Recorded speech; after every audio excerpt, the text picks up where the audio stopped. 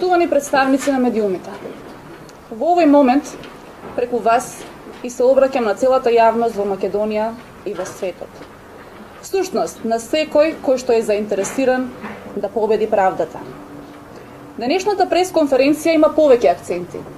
Секако дека еден од нив е работата на специјалната јавна обвинителка, мојот предпоставен, почитуваната господја Катица Јанева и на тимот, да ја представам на најсликовит можен начин, така што и најмладите генерации да може да разберат што сме сработиле.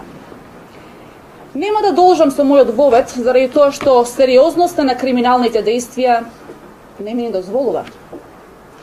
Имено, по основањето на ова јавно обвинителство и разните институционални, законодавни, медиумски, финансиски обструкции, говор на омраза, навреди, повици за насилства, кривични пријави за некакво си малтретирање во вршење на службата и што уште не, што го следеа тој дел, ова јавно обвинителство врз основа на прислушкуваните разговори воспостави надлежност врз повеќе предмети кои дотогаш беа на работа во обвинителството во Република Македонија. Еден од тие предмети е токму она за што денес ќе ви зборувам. А како предмет во нашето обвинителство се води подреден број 1. Верувајте, сосема случајно. Иако според нас се работи за втор по важност предмет, веднаш после прислушкувањето, каде што е нападнат целокупниот уставен и правен поредок и особено најважните човекови права, сепак кривичните дела против изборите и гласањето и легитимитетот добиен со таквите избори е она што според ова обвинителство представува почеток на криминализација на целокупниот институционален систем.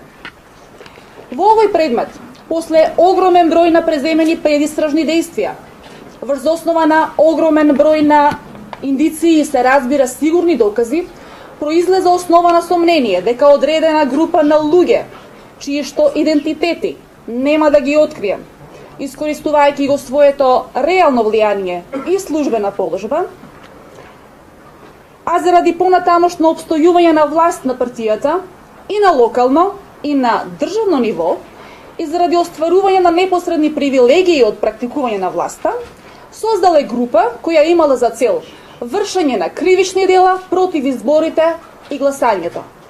Или во превод, со целокупното криминализирање на изборниот процес, освојување на власта.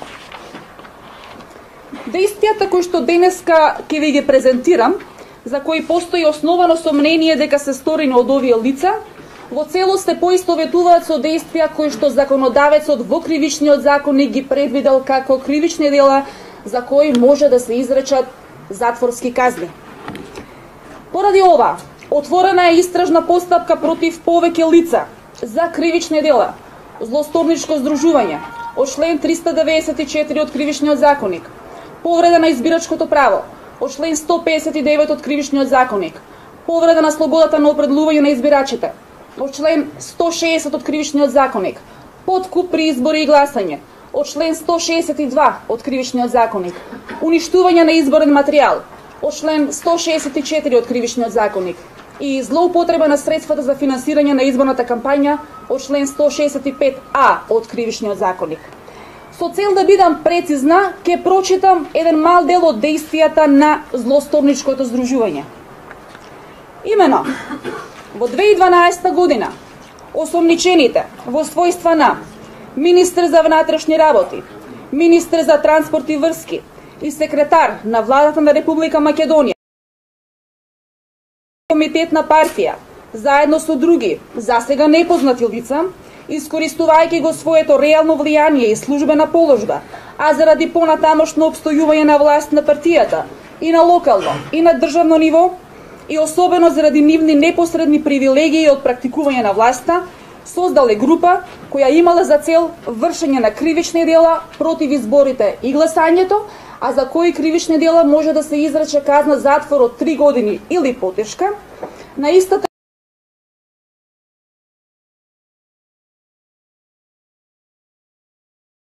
засега за истрагата непознати лица, на начин што дел од осомничените и други засега за истрагата непознати лица заради победи на изборите на политичката партија сочиниле план да на противзаконит начин им овозможат на повеќе лица да користат избирачко право, кои действија според планот би се реализирале преку вработените во Министерството за внатрешни работи и преку лица кои директно ќе врбуваат и носат лица од странство со конечна реализација на планот преку одделот за информатика и телекомуникации во МВР.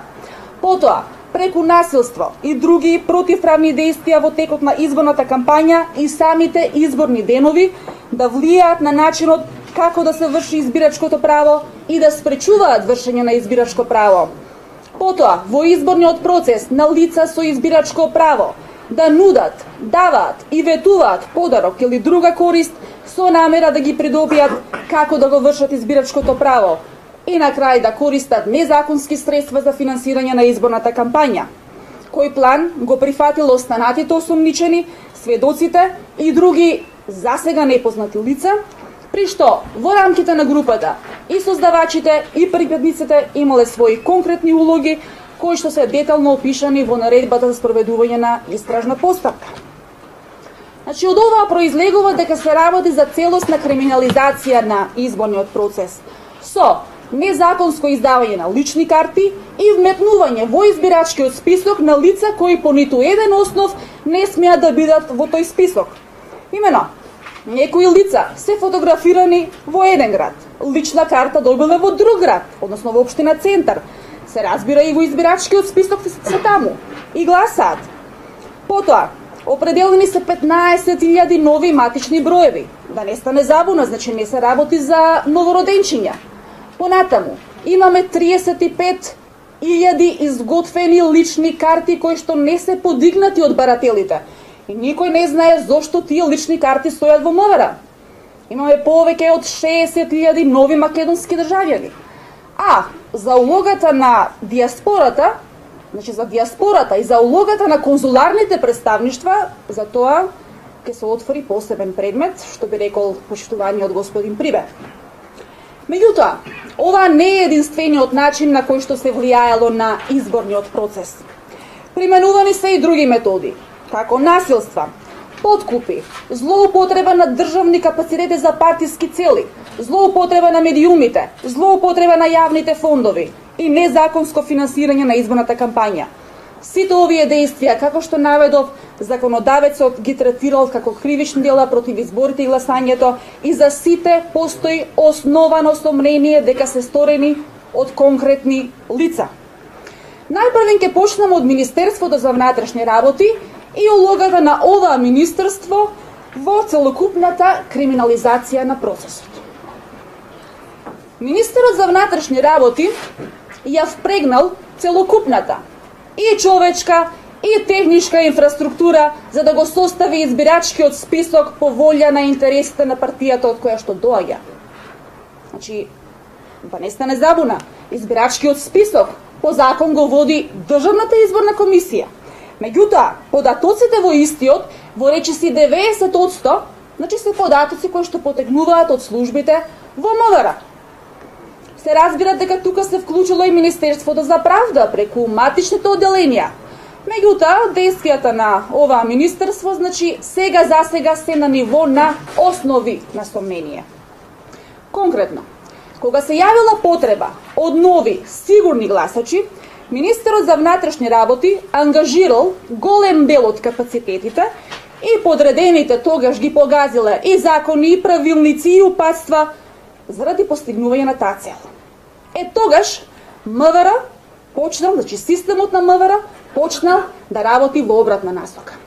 Најпрви фотографирање за лична карта и со тоа влегување во системот на лични карти, па системот на информатика си ја завршува својата работа и со тоа веќе имаме нови гласачи во избирачкиот список, а дури отпосле живеалише за тие лица.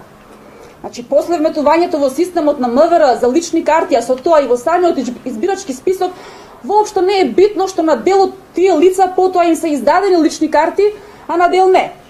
Имали и лица кои што гласале и со патни исправи, на кои што живеалиштето им било на друго место, но бидејќи во избирачкиот список се запишани со новото живеалиште, изборните органи им дозволувале да гласаат.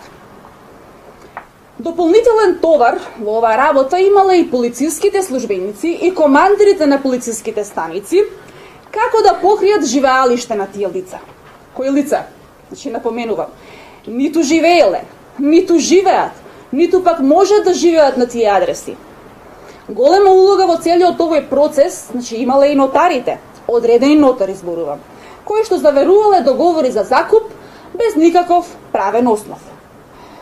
Сепак, постоеле, значи, и полициски службеници и вработени во управните служби кои што одбиле да работат на таков противзаконит начин. И затоа и добиваме силна верба во можностите на оваа држава. Крајно, огромен дел од финансиската поддршка за оваа работа е покриена преку незаконити и непријавени извори. Да напоменам дека против определени лица, значи во овој предмет, е предложена мерка притвор, како најстрога мерка за обезбедување присуства.